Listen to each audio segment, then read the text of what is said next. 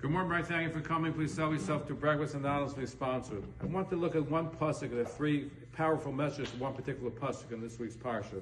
The Torah says, you should make holy the 50th year, Dvar, proclaim liberty throughout the land for all its inhabitants. Yovel is a jubilee year. Each man will return to his property. The person will return to his family. So number one, Rabbi Benjamin Blech, and I said this before, it says that the word Toshuvu is missing the letter Vav in this pasuk, and it's a gematria is equal to 708, which is 5708 on the calendar, which is 1948, which is when Israel returned. When the Jews return home to the land, is predicted in the Torah with the word Toshuvu. That's according to Benjamin Blech, and he says that it's missing the letter Vav because it came to Israel without the 6 million Jews. I thought maybe we're missing Yerushalayim in 1948, which we got in the Six-Day War. It's also the 6th century. Okay, exactly.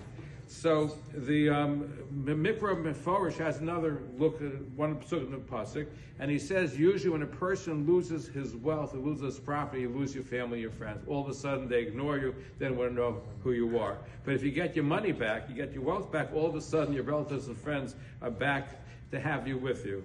So the Torah tells us, that the Torah says, so a person returns to his possession, and then Ishal Mishpachah. So once he gets his money back, he gets his family back. There's a hidden allusion to it in the pasuk. However, the most powerful message is from the Pnei Yehoshua. The Pnei Yehoshua notices, the Torah says in this pasuk, that in the 50th year, it talks about the fact that they proclaim liberty throughout the land for all its inhabitants, which means the slaves go free.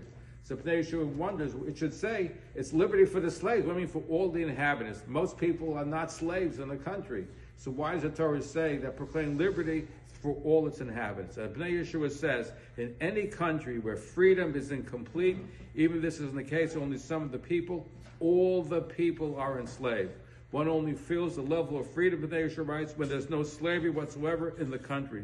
So slavery is an affliction that afflicts both the slave and the master. In fact, the sages have said that those who acquire as slaves acquires a master for himself. So if you want real liberty, it's everybody has to free, not just some of the people. Very powerful message from Pnei Yehoshua.